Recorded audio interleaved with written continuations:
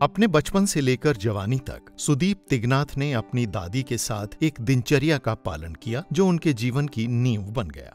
4th class से 11th class तक मेरा जो रूटीन था वो ऐसा ही था और प्रतिदिन नानी मेरे साथ वचन को बाइबल के वो शेयर करती थी, मैं पढ़ता था, वो एक्सप्लेन करती थी, प्रार्थना भी करती थी, कभी कभी मुझसे भी प्रार्थना करवाती थी। 11th तक ये रूटीन जो है मेरा बना रहा और इस बात ने मुझे काफ़ी अधिक मसीह यीशु की नज़दीकी में लेकर के आया।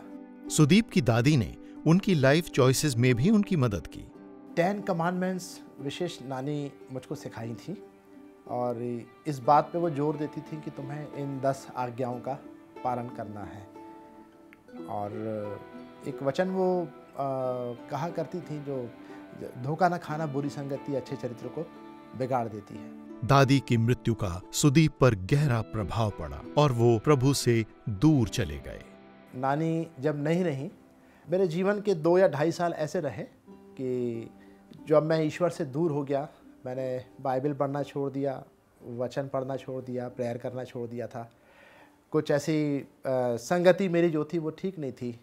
आर्मी या सिविल सर्विस ज्वाइन करने की चाह रखने वाले सुदीप अपनी सिलेक्शंस की तैयारियों में लगे थे। एक दिन ट्रेनिंग के दौरान सुदीप की पीठ पर चोट लग गई। बाद में डॉक्टर्स ने जो बताया उससे वो परेशान हो गए। मैंने जब डॉक्टर को दिखाया तब उन्होंने बोला कि ऑपरेशन करना पड़ेगा और जब कमर के पास ऑपरेशन के लिए कहा गया तो मैं चिंतित हो गया, मैं परेशान हो गया कि अगर ये ऑपरेशन होगा और पता नहीं मैं ठीक से दौड़ पाऊँगा कि नहीं, मैं फिर से कि चल पाऊँगा कि नहीं, और फिर से कि मैं मतलब अच्छे तरीके से, जैसे मैं मार्शल आर्टिस्ट रहा हूँ, मैं फिर से कि एक्सरसाइज कर पाऊँगा कि नहीं। बहुत सारे प्रश्न थे। सुदीप का ऑपरेशन हुआ और जब वो होश में आए उन्हें किसी की याद आई। मुझे ऐसा लगा जैसे किसी ने जलते हुए अंगारों का ढेर जो है वो मेरी वेस्ट पर रख दिया है, मेरी कमर पर रख दिया है, और इतना ज़्यादा दर्द था कि मैं वो दर्द सह नहीं पा रहा था। और उस तकलीफ़ में मुझे प्रभु यीशु मसीह उस समय याद आए और एक ही बात मेरे मन में आई कि प्रभु यीशु मसीह ने हमारे पापों की क्षमा के लिए और हमें उद्धार देने के लिए और अनंत जीवन देने के लिए क्रूस पर कुर्बानी सह ली। यही बात मेरे मन पे आई कि प्रभु, आपने कितनी तकलीफ़ सह लिया है, आपकी तकलीफ़ के सामने तो मेरी तकलीफ़ कुछ भी नहीं है।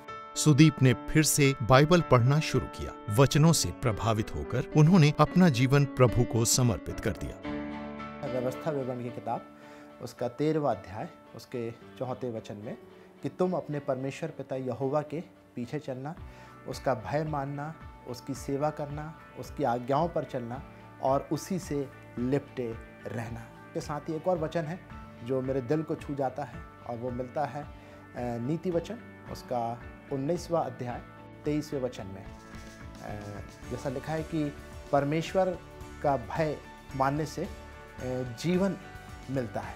ये वचन भी जो है वो मुझे छू गया और उसी दौरान मैंने पूरे तरीके से अपने जीवन को मसीह यीशु को समर्पित कर दिया और पूरे तरीके से उन्हें अपने देह, आत्मा, प्राण और जीवन में उद्धारकर्ता मान के मैंने ग्रहण किया। सुदीप ने ये सुनिश्चित किया है कि उनकी दादी ने जो नींव उनके जीवन में रखी थी वो वैसी ही नींव अपने बेटे के जीवन में भी रखेंगे। रोज मेरी ये कोशिश रहती है कि मैं उसके साथ बैठूं और कुछ वचन मैं उसके साथ पढ़ता हूं और प्रार्थना भी मैं अपने बेटे के साथ में करता हूं। तो देखता हूं कि मेरा बेटा भी जो है प्रभु यीशु के वचन में, मसीह की संगति में और हर अच्छी बातों में वो आगे बढ़ रहा है। आज सुदीप एक बैंक में मैनेजर हैं और प्रभु की सेवा में भी लगे हुए हैं। एक ही उद्देश्य है मेरे जीवन का कि मेरे जीवन से प्रभु यीशु मसीह का नाम महिमा पाए, मेरे जीवन से मसीह यीशु की मर्जी पूरी हो जाए और मैं पूरी तरीके से परमेश्वर की सेवा को अपने जीवन से अंजाम देना चाहता हूँ। जिस मकसद के लिए परमेश्वर ने मुझको चुना, जिस मकसद के लिए परमेश्वर ने मुझे बुलाया, जिस मकसद के लिए परमेश्वर ने मेरा अभिषेक किया, मैं यही चाहता हूँ कि मैं प्रभु यीशु की मर्ज़ी को पूरा कर सकूँ।